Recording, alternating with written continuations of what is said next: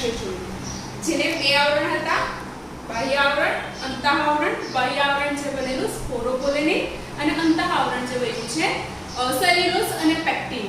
Right. હવે જે પરાગરજ છે એના જે કોષ જ્યારે પરાગરજ રિલીઝ થતી હોય, બરાબર, પરાગાશયનું સ્ફોટન થાય અને જે પરાગરજ એમાંથી મુક્ત થશે, એ પરાગરજ કેટલા કોષ ધરાવશે, બરાબર છે. તો પરિપક્વ પરાગરજની વાત કરીએ તો એનું વિભાજન થશે, એના કોષ કેન્દ્રનું વિભાજન થાય. આ પરાગરજ જેને બે લેયર્સ હતા, માનો કે અંતઃઆવરણ છે જે કન્ટિન્યુઅસ હોય, આવા થયું. બાહ્ય આવરણ જે સ્પોરોપોલેનિનનું બન્યું હોય, અંદર ધરાવશે કોષ કેન્દ્ર અને ફરતે રહેશે રસ્તર, બરાબર છે. આટલી વાત આપણે જોઈ. આ જે જનન ચિત્ર છે કે જ્યાંથી જતે ટાઈમે પરાગ નલિકા ડેવલપ થશે. હવે આ જે કોષ કેન્દ્ર છે એનું વિભાજન થશે અને પરાગરજની અંદર બે કોષ અસ્તિત્વમાં આવશે.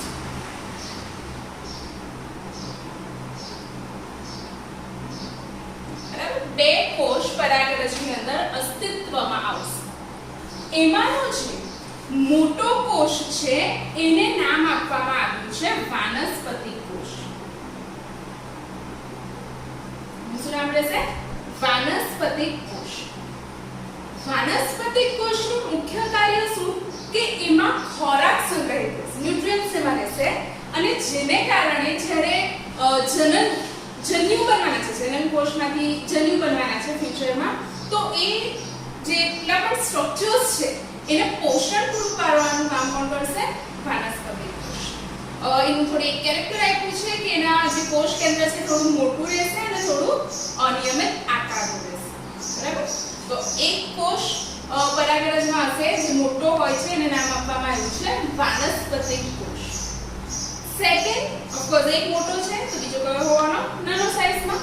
તો નાનો કોષ જે છે તે ઓળખવામાં આવે છે જનન કોષ તરીકે. નાનો કોષ જે છે એને કઈ રીતે ઓળખવામાં આવ્યો છે? જનન કોષ તરીકે. એ મોટે ભાગે વાનસ્પતિક કોષ નીચે રહેશે અને એની ઉપર આ જનન કોષ ઓલમોસ્ટ તરશે, બરાબર. વાનસ્પતિક કોષને આપણે ટેક્સ્ટબુકમાં નથી આપ્યું. વાનસ્પતિક કોષને નાલ કોષ તરીકે પણ ઘણીવાર ઓળખવામાં આવે છે. અને આને કેમ વાનસ્પતિક કોષ કીધો હશે? કારણ કે આ બે કોષમાંથી આ કોષ એવો છે કે જેમાંથી જન્યુ બનવાના નથી. લિંગ સેક્સને લગતા કોઈ કોષ અહીંયાથી બનતા નથી, એટલા માટે એને નામ આપી દેવામાં આવ્યું છે વાનસ્પતિક કોષ.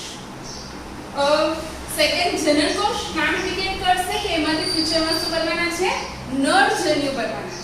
એમાંથી ફ્યુચરમાં બનશે નર જન્યુ અને એટલે કઈ રીતે ઓળખાયો? જનન કોષ તરીકે ઓળખવામાં આવે છે.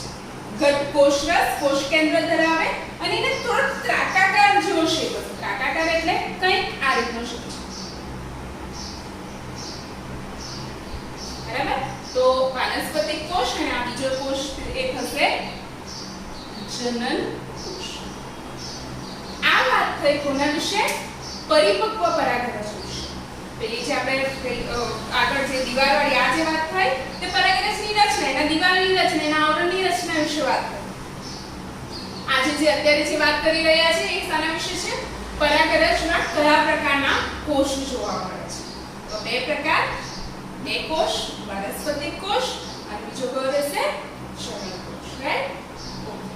હવે વાત કરીએ કે જ્યારે આપણે વાત કરી તેમ પરાગાશયનું સ્ફોટન થશે અને આ પરાગરજ વાતાવરણમાં મુક્ત થશે. ફ્યુચર પરાગને જે પશ્ચફલન ઘટના છે એ પ્રોસેસના સ્ટાર્ટઅપ માટે, બરાબર છે.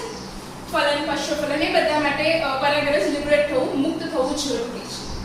તો જ્યારે પરાગરજ પરાગાશયમાંથી સ્ફોટન પામશે ત્યારે અમુક વનસ્પતિમાં એ ટુ સેલ સ્ટેજમાં રહેશે, દ્વિકોષીય અવસ્થા. That means what? કે એ બે કોષ ધરાવશે. જ્યારે પરાગરજ મુક્ત થાય છે ત્યારે એ પરાગરજ કેટલા કોષ ધરાવશે? બે કોષ. One is વાનસ્પતિક કોષ અને other is જનન કોષ. એક રહેશે, one would be વાનસ્પતિક કોષ, vegetative cell, and other would be જનન કોષ. બીજો કયો રહેશે? જનન કોષ, રાઈટ. તો આ કયું સેલ સ્ટેજ થયું?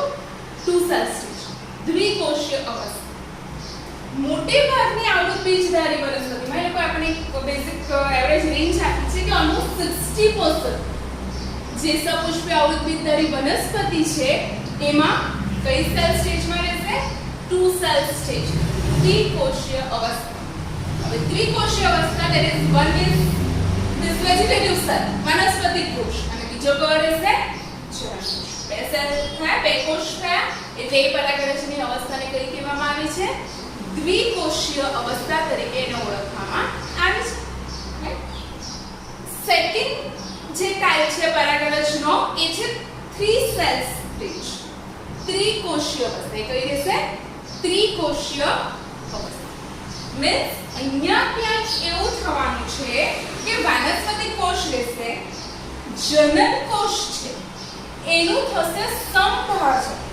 એના જે કોષ કેન્દ્ર છે એનું થશે સંભાજન અને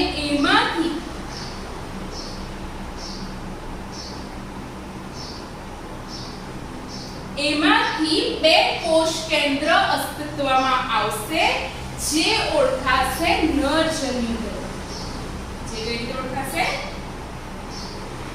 નરજન્યુ અથવા પૂજન રાઈટ તો અહીંયા શું થયું વાનસ્પતિક કોષ પ્લસ જનન કોષનું ડિવિઝન થયું અને બીજા બે સ્ટ્રક્ચર અસ્તિત્વમાં આવ્યા એ કયા છે નરજન્યુ અથવા તો પૂજન ટોટલ નંબર કાઉન્ટ કરીએ અંદર કોષ કેન્દ્રના તો કેટલા થશે એક વાનસ્પતિક કોષનું રહેશે પ્લસ આયલા બે નરજન્યુ એટલે ટોટલ કેટલા થયા 2 + 1 3 ધેટ મીન્સ કે બાકીની જે વનસ્પતિ અહીંયા બાકીમાં આપણે એવું ડેટા બાર આપી શકે આપણે બુકમાં નથી આવ્યું પણ જો 60% ત્રિકોષીય અવસ્થાની વાત કરી તો બાકીની ધેટ મીન્સ અધર 40% એન્જિયોસ્પર્મ આવૃત બીજધારી વનસ્પતિ રહેશે એમાં કઈ અવસ્થા જોવા મળશે થ્રી સેલ સ્ટેજ એમાં એક સ્ટેપ આગળ છે વાનસ્પતિક કોષ તો છે જ જનન કોષનું સંભાજન થયું અને બે નરજન્યુ અસ્તિત્વમાં આવ્યા અને એનામાં એટલા માટે કઈ અવસ્થામાં આવી ગયું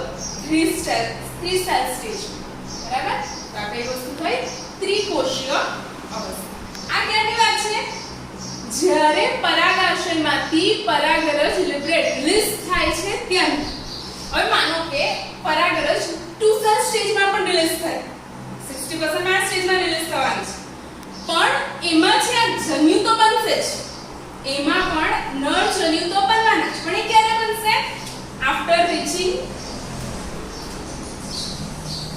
અહીંયા જશે સ્ત્રી કેસર પર પરાગરજ પહોંચશે પછી એમાં નર જન્યુ બનશે પણ આ ક્યાંની વાત છે કે આ અવસ્થા ક્યારે જોવા મળી કે જ્યારે પરાગાશયમાંથી પરાગરજ રિલીઝ થાય છે તો એ બે સ્ટેજમાં રિલીઝ થઈ શકે ક્યાં તો દ્વિકોષીય અવસ્થા અથવા તો ત્રિકોષીય અવસ્થા પણ that doesn't mean કે દ્વિકોષીય અવસ્થામાં ફ્યુચરમાં નરજન્યુ બનવાના નથી દ્વિકોષીય અવસ્થામાં પણ નરજન્યુ તો બનશે બટ પરાગનયન પછી એની જગ્યા મળી જાય ને એનું સ્થાન મળી જાય સ્ત્રી કેસર સુધી પહોંચી જાય પછી નરજન્યુ બનશે નરજન્યુ બનવા કમ્પલસરી છે કારણ કે ફલનમાં જે ઇન્વોલ્વ થવાના છે કોણ રહેશે નરજન્યુ જ રહેશે જે અંડકોષ સાથે ફ્યુઝ થશે બરાબર છે તો આ વાત પૂરી કરી આપણે પરિપક્વ પરાગરજ કયા બે કોષ ધરાવે પ્લસ પરાગરજ જ્યારે પરાગાશયમાંથી રિલીઝ થાય છે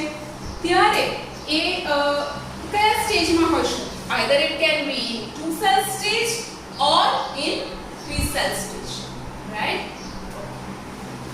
હવે પરાગરજના જ થોડા પોઈન્ટ આપવામાં આવ્યા છે કે પરાગરજ એક બે પોઈન્ટની વાત કરીએ તો પરાગરજ ઘણીવાર માનવ સ્વાસ્થ્ય એટલે દરેક હ્યુમન બીઈંગની એલર્જી હોય એવું નથી હોતું ઘણા એવા સેન્સિટિવ હ્યુમન બીઈંગ જોવા મળે છે કે જેને અમુક પુષ્પની પરાગરજની પર્ટિક્યુલર એલર્જી હોય છે બરાબર એલર્જીક હોય છે